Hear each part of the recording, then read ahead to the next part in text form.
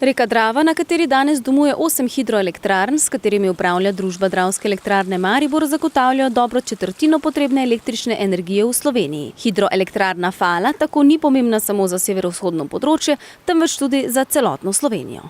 Mogoče smo se na Dravski elektrarni šele v zadnjem letu, ko smo se temeljito pripravljali na 100. obletnico elektrarne Fale, zavedali, kakšen objekt je bil tedaj zgrajen to pred 100 leti. Dejansko sedaj v Sloveniji nimamo takšnega objekta, ki bi imel takšno težo, kot je imela v zagonu elektrarna Fala.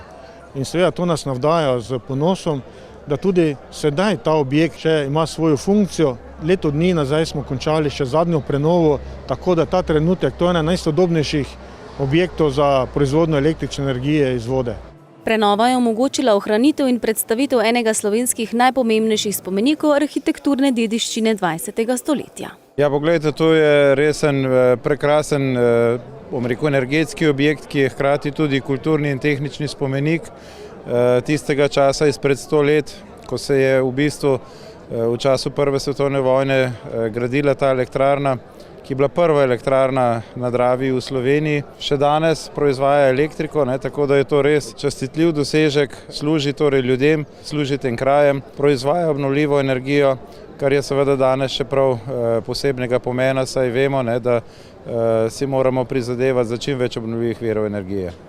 Občina Selnica ob Dravi 23. maja obeležuje svoj praznik, saj na ta dan leta 1918 v teh krajih zagorela prva žarnica, ki se je napajala z električno energijo, proizvedeno v hidroelektrarni Fala. Župan Selnice ob Dravi je prepričan, da se brez investicije pred 100 leti ne bi mogli tako razvijati.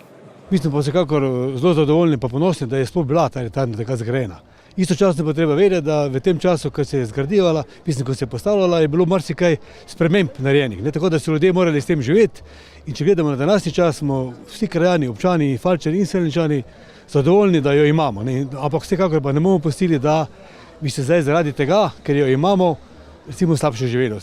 Letos praznujeta še 2 hidroelektrarni. Že letos kar praznuje elektrarna Mariborski otok, 70 let in zopet jeseni, zopet še imamo eno okroglo številko 40 let naše najmlajše hidroelektrarne, elektrarne Formin. Voda je najpomembnejši obnovljivi vir energije, trenutno pa je za proizvodnjo električne izkoriščena komaj polovica vodnega potenciala vseh slovenskih rek.